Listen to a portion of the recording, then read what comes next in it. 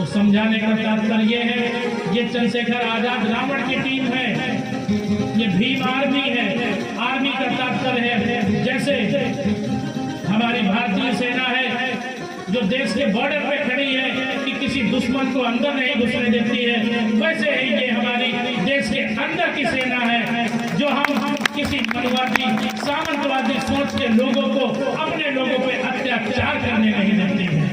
अगर कहीं कोई अत्याचार होता है, आप हमारी आजाद समाज पार्टी भीम आर्मी की टीम को या हमारे पदाधिकारियों को आप रात के 12 बजे कॉल करके देखिए कि भैया ये मुसीबत आ गई है, मैं फला जगह खड़ा हूँ या थाना पुलिस कोतवाली में खड़ा हूँ, भैया मदद करिए, मेरे साथ अत्याचार हो रहा, मैं गलत फंसाया जा रहा हूँ।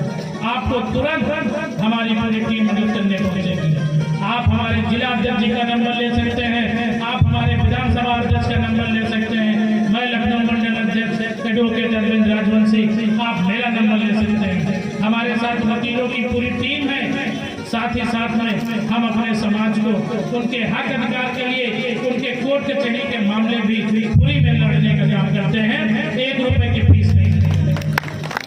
ये हमारी Azad Samaj party Bhim army team का काम है, क्योंकि मैंने अभी आप लोगों को बताया था कि हम लोग जमाने से अपनी पूरी जिंदगी से उन 4 पार्टियों को वोट देते चले आ रहे हैं। हाथी को, साइकिल को, हाथ के पंजे को, कमल के फूल को, हर बार बदल बदल के देखते हैं, सोचते हैं इस बार कोई अच्छा नेता आ जाए जो हमारी मदद करे, लेकिन कोई नेता नहीं आता है। जब हमारे साथ उत्पीड़न होता है, घटनाएं होती हैं, आज तक कोई नेता नहीं आया, लेकिन अब देश में एक ऐसा नेता आया है जिसका नाम है एडवोकेट चंद्रशेखर आजाद रावण। वो पिछले 8 साल से समाज के हक अधिकार की लड़ाई लड़ रहे हैं। आप लोगों से मैं यही कहूंगा कि जिसको विश्वास न हो वो अपना फोन उठा के YouTube पे चेक कर ले कि मैं सही बोल रहा हूँ कि झूठ बोल रहा हूँ। तो दोस्तों, अगर आप सब लोग मान सम्मान, स्वाभिमान, बराबरी की जिंदगी, समानता की जिंदगी जीना चाहते हैं तो आप इन सब पार्टियों को छोड़ करके आप आजाद समाज पार्टी भीम आर्मी का साथ दें, भाई चंद्रशेखर आजाद जी का साथ दें। आप लोग ज्यादा से ज्यादा संख्या में भीम आर्मी से जुड़े, अन्यथा देश को आजाद हुए आज 75 साल से ज्यादा हो गए हैं, आज भी कोई दलित समाज का बेटा भारत का प्रधानमंत्री बन के लाल किले पे झंडा नहीं फहरा सकता। बताइए, क्या कोई प्रधानमंत्री बन सका? क्या कोई आज तक देश का राजा बन सका? हमारे इस वंचित समाज का कोई बेटा? देश को आजाद हुए आज 75 साल से भी ज्यादा हो गए हैं, ये क्यों नहीं बन सके? क्योंकि हम में आप में एकता नहीं, हम लोग संगठित नहीं। और आज तो देश के सिर्फ चंद लोग हम पे राज कर रहे हैं, हजारों सालों से हम पे राज कर रहे हैं और आज भी राज कर रहे हैं। तो आप लोग इस पे विचार करिए, बाबा साहब की 22 प्रतिज्ञाओं को अपने YouTube पे पढ़िए, क्योंकि और साथ ही साथ में बाबा साहब के जो 3 मूल मंत्र हैं, शिक्षित रहो, शिक्षित बनो, संगठित रहो और संघर्ष करो। तो आप लोग इन 3 मूल मंत्रों का पालन करें, इसको समझें, अपने बच्चों को पढ़ाएं लिखाएं, बहन बेटियों को पढ़ाएं लिखाएं। साथ ही साथ में अगर आप चाहते हो अपने संविधान की रक्षा सुरक्षा के लिए तो घर से बाहर निकलो। महीने का 1 दिन अपने समाज को जागरूक करने के लिए आप जरूर दें। अगर ये संविधान नहीं रहा मेरे भाइयों, तो मेरे SC OBC समाज के भाइयों, आप याद रखना वो दिन दूर नहीं कि जैसे हमसे पहले काम करवाया जाता था। काम क्या करवाया जाता था? सबके काम बनाए जाते थे। आपको किसका क्या काम था? आज जो ये सब हम लोग वो काम छोड़ के दूसरे काम कर रहे हैं, जो मर्जी होती है वो करते हैं, तो ये सब बदल जाएगा। फिर से आपको वही करना पड़ेगा। कुछ लोग कह रहे हैं अरे नहीं, ऐसा कुछ नहीं होगा।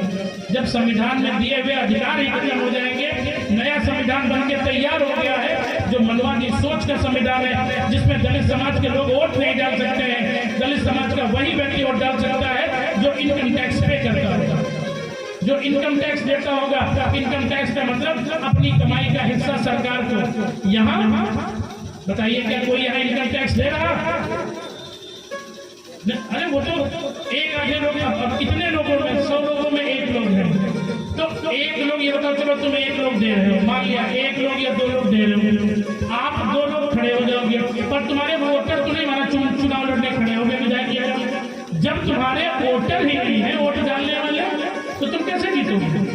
तुम 4 लोग इनकम टैक्स दे रहे हो एससी और बीसी समाज के, और उनके 15% में पूरे 15% दे रहे हैं, तो वोट किसको मिलेगा? वो अपने लोगों को देंगे, तुम फिर भी नहीं जीतोगे।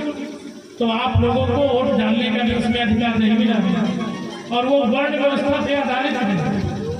वर्ण व्यवस्था को तो आप जानते हैं कि जो है उसमें ब्राह्मण, क्षत्रिय, वैश्य, शूद्र ओबीसी समाज जो है वो पूरा सूत्र में, और हम लोग पासी समाज वो भी डालो, हम लोग तो अछूत है मेरे भाई, हम तो वर्ण व्यवस्था में ही नहीं है, हम तो वर्ण व्यवस्था में ही नहीं है। हम लोगों को अछूत का दर्जा दिया गया है। अछूत ना तो गांव में घुस सकता था, न गांव के आसपास से जा सकता था। पीछे झाड़ू बंधवाए जाते थे, गले में मटकी टंगवाई जाती थी कि अगर हमारे मुंह में थूक आए तो हम कहीं इनकी रोडों पे न थूक दें, तो उसी मटकी में थूकेंगे। और हम अगर रोड से जा रहे हैं तो कहीं हमारे पैरों के निशान न बन जाए, आई मीन फुटप्रिंट कहीं न बन जाए, तो इसीलिए पीछे झाड़ू बंधा रहता था कि ऐसे ऐसे चलो तो हिलता है, जिसमें हमारे पैरों के निशान मिट जाए। तो दोस्तों, ये तो सबको पता चल गया है कि एक नया संविधान बना दिया गया है और नया संसद भी बन गया है। अगर आज आप सब लोग एक नहीं हुए, बाबा साहब भीमराव अंबेडकर के सिद्धांतों को नहीं माना, बाबा साहब की 22 प्रतिज्ञाओं को नहीं माना, बाबा साहब के इन 3 मूल मंत्रों का पालन नहीं किया, तो दोस्तों वो दिन दूर नहीं कि हम सब आप एक दिन होगा, नहीं आप तो आपके बच्चे गुलाम जरूर होंगे। मैं इन्हीं बातों के साथ में अपनी वाणी को यहीं से विराम देता हूँ। साथ ही साथ कहता हूँ कि पुनः वही बात कहूंगा कि अपने हक, अधिकार, मान सम्मान, स्वाभिमान, बराबरी की जिंदगी, स्वाभिमान की जिंदगी अगर आप जीना चाहते हैं तो आप आजाद समाज पार्टी भीम आर्मी का साथ दें। भाई एडवोकेट चंद्रशेखर आजाद जी के कंधे से कंधा मिलाकर भारत के संविधान की रक्षा सुरक्षा करने का काम करें। जय भीम, जय भारत, जय संविधान, जय जोहर, जय बंजर, जय मूल निवासी। जोरदार बात है।